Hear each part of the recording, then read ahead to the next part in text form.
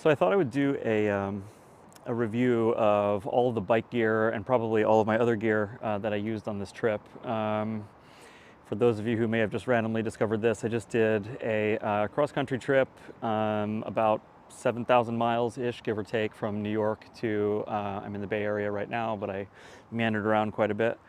It was about a 5-week trip. It was mixed conditions, hot, cold. I left sort of in this would have been March-ish. It's May now. I think my low temperature was 27, high temperature 105. A little bit of dirt, but mostly street. I'm making this mostly for just some friends who had asked about how things went and some people I met on the road, but also for myself. When the next iteration of this trip happens, eventually I will ride back east, but when the next iteration happens, I kind of wanted to remember what worked and what didn't. So I'm just going to go front to back on the bike and kind of go from there and see how it goes. So starting basically at the front, Z-Tech headlight guard. It doesn't really show up here in the video, not worth moving the camera, but clear lens protector. I guess it worked. It's just one of the kind of Velcro on kind of things. My headlight is intact, so I guess that worked well. Front tire, there's a, I started the trip with a Scorpion Trail 2 on the front and back. Pretty shortly into the trip, maybe the first week, I ended up with a screw in the front tire. And so, actually no, I ended up with a screw in the rear tire. Actually, I'll get to that when I get to the rear tire. Front tire was Scorpion Trail 2 almost the entire way. And it actually was a wonderful tire. I got probably 13,000 miles out of it until it basically got really badly cupped and I had sort of a death wobble when I got to Reno. But Scorpion Trail 2, great on the road. Dirt, it was sort of sketchy, the little dirt that I did. So I actually just replaced this when it died with a TKC 70 to match my rear, which I'll get to later. Next, stock screen. Stock screen did not work for me at all. It was way too low. I added this MRA X screen before the trip. I was a little bit nervous about these generally.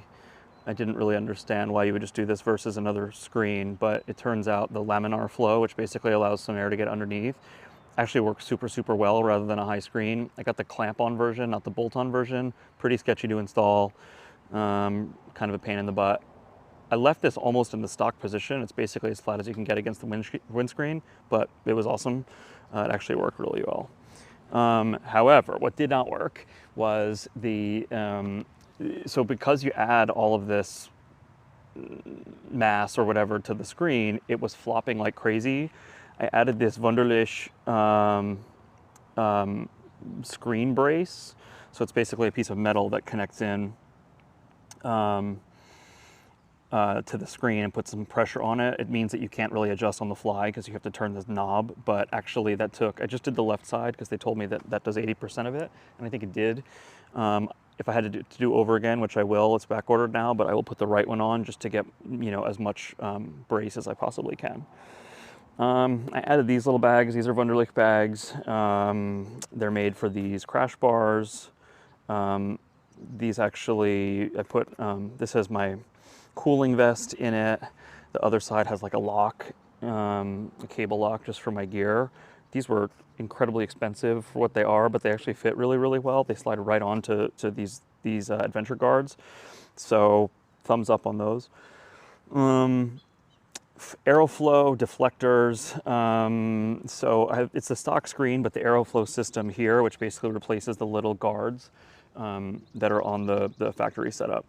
And plus this thing, which actually is a very janky, like double-sided tape thing, which one of them did come off before the trip that I had to basically glue back on. And I'm sure it will never come off now, but I don't know if these did anything. I originally put them on because I was riding a lot in winter and I wanted the maximum wind protection. I actually had separate handguards on as well that were a bigger handguard. I felt like they actually threw air at my helmet in a weird way, so I took them off. These are the factory ones. I don't know. I don't know if these helped. I'm gonna guess that they did. Anyway, let's see. Next, front to back, I guess, is the BMW GPS, which is a Garmin system. It's similar to the Zumo, but it's a proprietary one. I'm not into factory GPSs, honestly. I use it mostly as a display for gauges. So I would do speed, voltage, ambient temperature, and I forget what my other setting is. But like basically at elevation, I actually used quite a bit because I would often wonder like, why the heck is it getting cold? Yeah, so that actually worked really well. I used the 2x2. And then on the main dash, basically on the top, I would put my fuel range, and on the bottom, I would put my tire pressure. So between fuel range, tire pressure, speed, ambient temperature, elevation, voltage, I pretty much had everything that I needed, and it was always right there. I actually don't even use, as much as I love like engine temperature is the other one. As much as I love the analog GS, this is a 2017 GSA.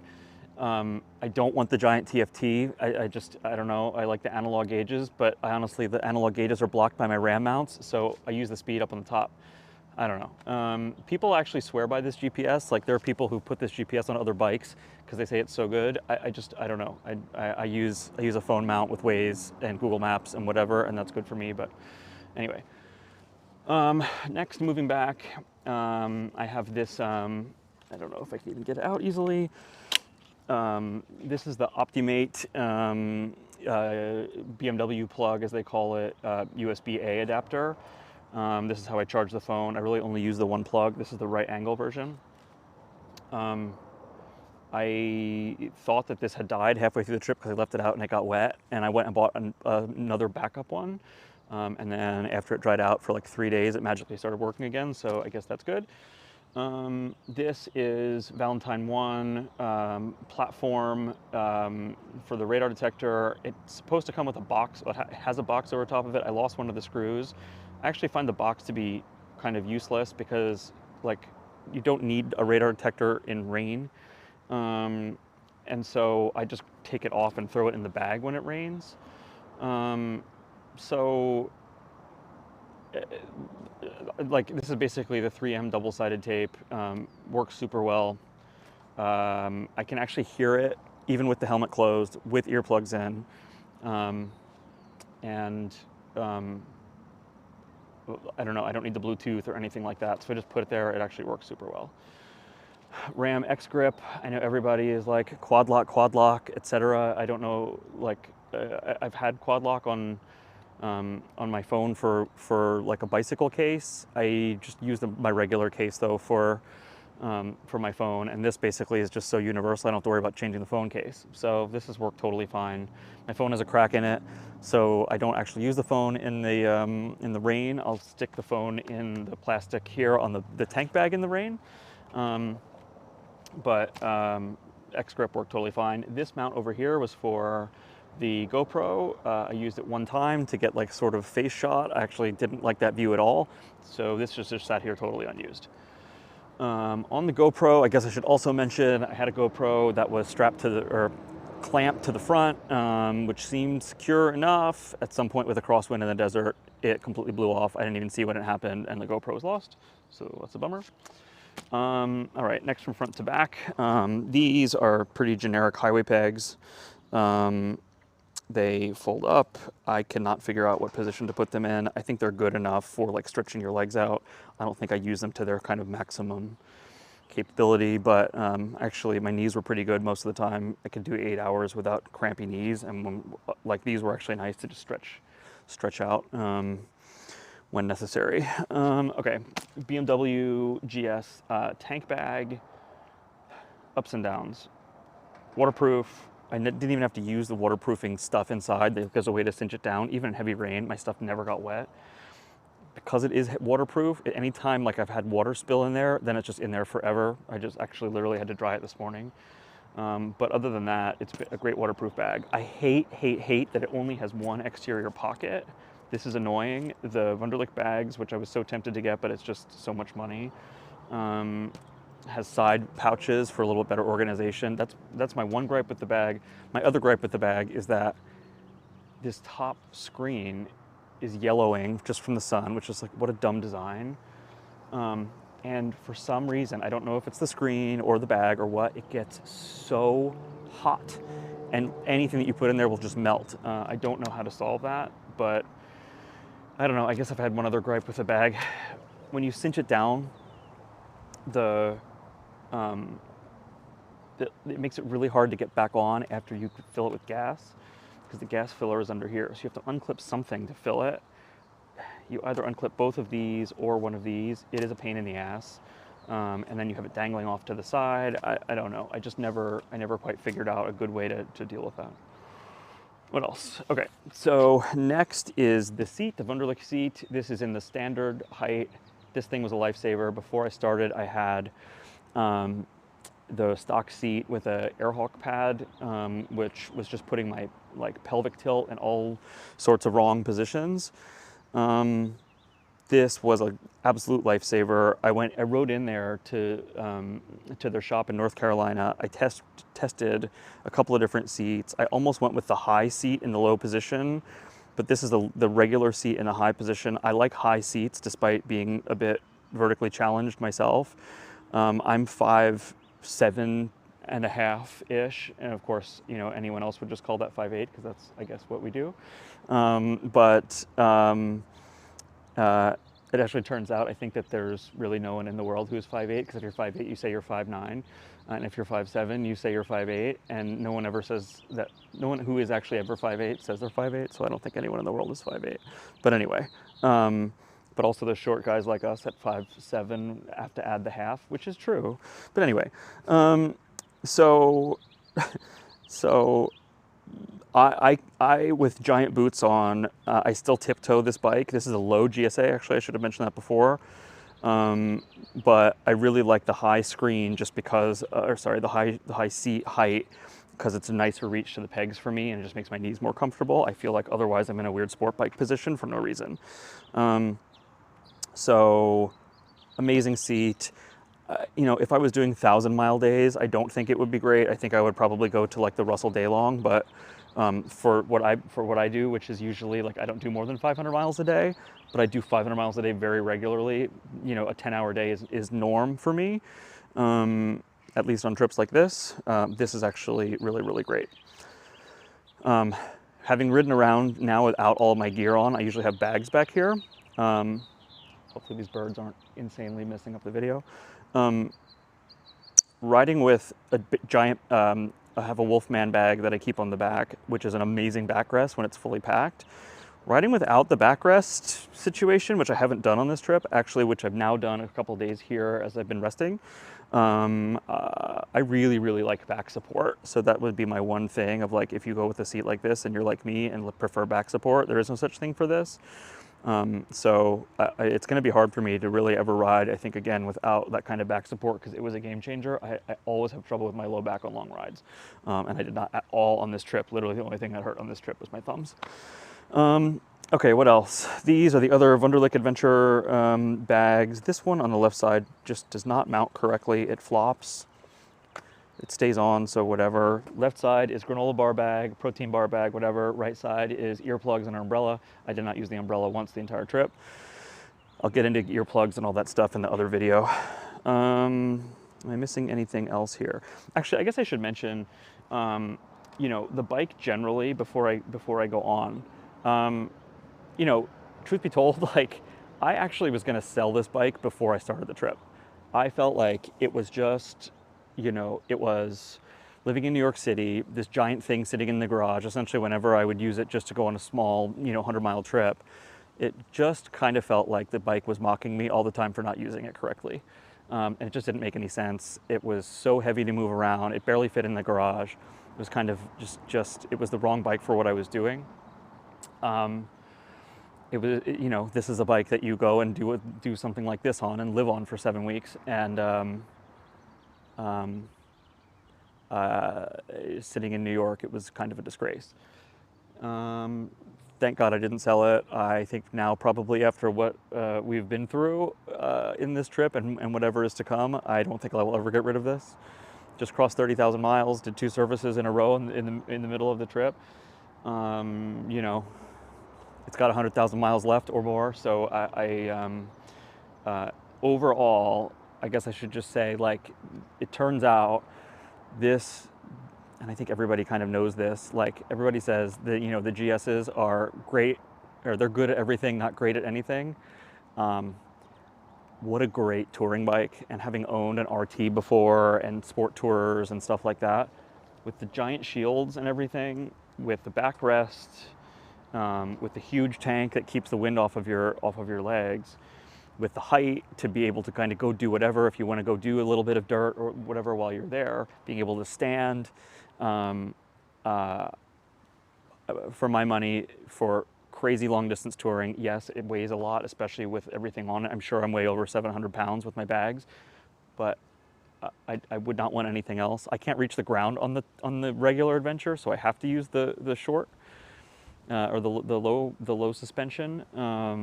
But you know, when Bob Lilly, who was the person who sold this to me at Hermes BMW, when he was like, just get the low, you'll be happy with it. And I was a little bit like, nah, I don't know. The low, I felt like, you know, is it going to change the profile of the bike too much? It is fantastic. It is just, this bike has been bulletproof. Hopefully that didn't jinx it. Just, it has been a wonderful traveling companion. I would not do this trip again on anything else, period. I would probably do something different with some of my setup, but very little. The other thing is the dynamic ESA and preload and all that. I'm running in the 1 helmet, 1 bag setting. And I usually run on the interstates in soft, which does kind of make you, it feels like you're on a boat by the end of the day. You do get that little bit of nausea, or not nausea, but like when you're off after riding 10 hours and you get into a hotel or something like that, you do feel like this, because that suspension is so soft. When I ride in normal on the interstate, it kind of bother my back a little bit. I flip it to normal when I'm like, you know, on a side road carving canyons or whatever the heck it is, and then just back to soft when I'm just going to sit there and stare ahead for 8 hours straight. So I was not sold at all on the electronic suspension, and it's fantastic. What else? Okay. I think that's mostly it about the bike. BMW side cases, great. I like hard cases for trips like this because of security. You can just lock them up, leave your valuables in there if you want to go explore a little bit somewhere. They've been great. So I have this is probably locked. I have the BMW, where's my key? I have the BMW side cases, the side case liners, but I actually use them on the outside. So these things, these clips basically clip onto these, and they're essentially just like luggage extenders. What a great set of bags. You either can use them as bag liners, which I don't because these are already full, but having just this little extra luggage capacity, and I actually for a while was running both of these on both sides full, plus my duffel bag. These are great, waterproof, super easy, and the way they clip in is awesome.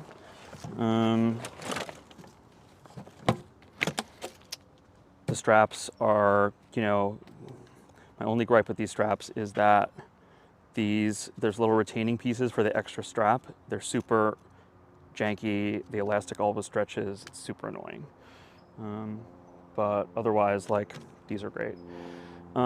These are just my tethers for the Wolfman bag, which I will probably get into in the other video. But the Wolfman bag, like I said, really, really good. The D-ring mounting setup, I wasn't like super convinced about when I got it.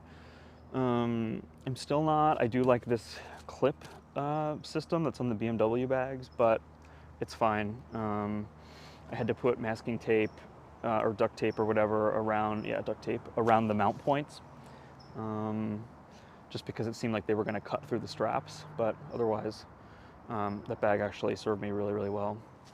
Going to the back here, this is the GV Adventure case. You can either do it as a side case or a top case. I have two of these on my little GS back home. I use them as side cases. It's fine. It doesn't quite match. I like the shape of this better than the BMW top case. I would not do the BMW top case. It's too square and weird. I like the width. It barely clears these on the sides, but it's fine. I only two gripes about this freaking box. One, these pieces do not always clip in correctly, which is super annoying. And two, you have to use the key to open it every time. Horrible design, horrible design. It is mind-boggling that is how they set it up.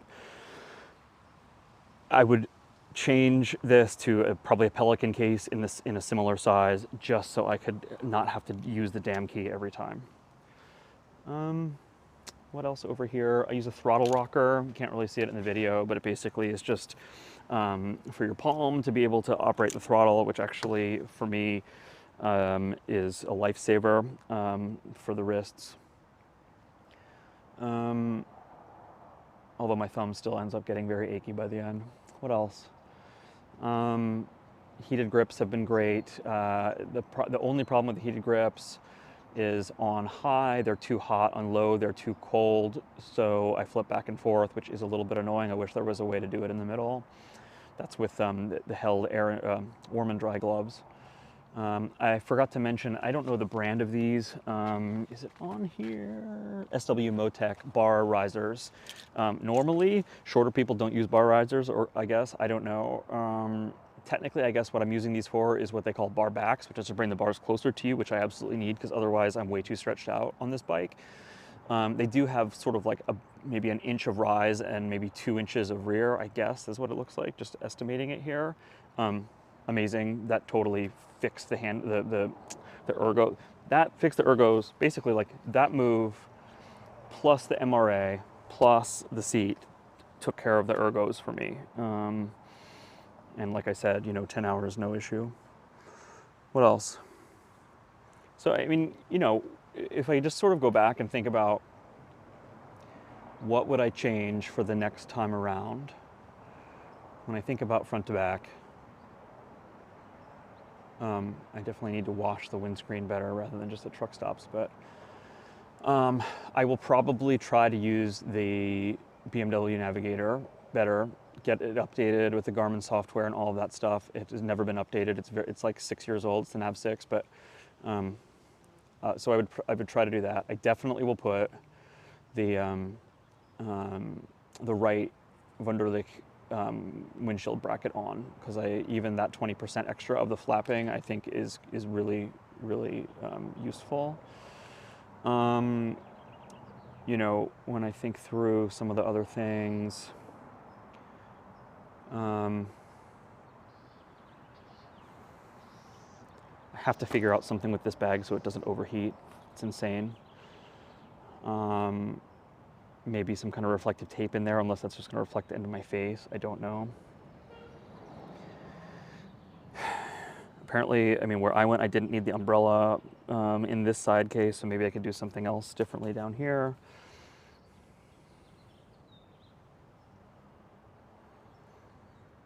I'm going to keep the seat again because I don't know that I'm going to be doing 1,000-mile days. If I did, like I said, I would go to the day long, which everyone swears by.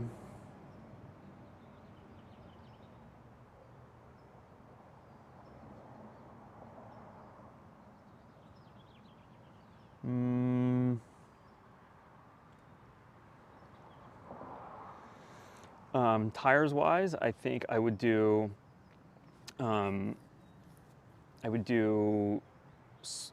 if I was doing a similar trip, I would probably go back to the Scorpion Trails.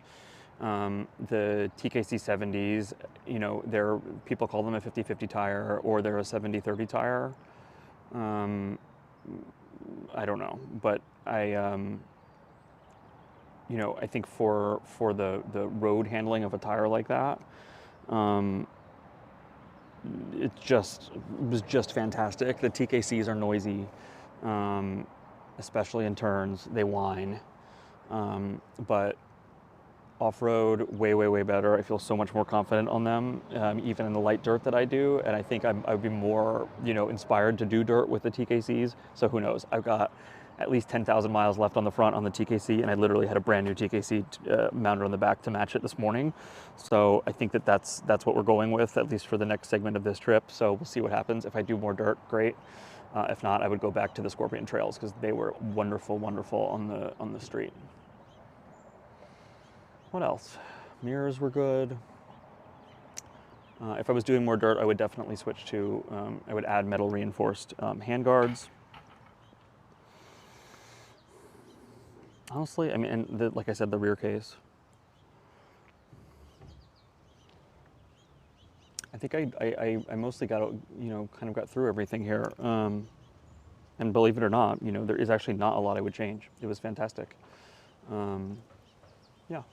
So next video is gear, and I don't know where I will do that. I'm not sure I'll do it here or somewhere else. See ya.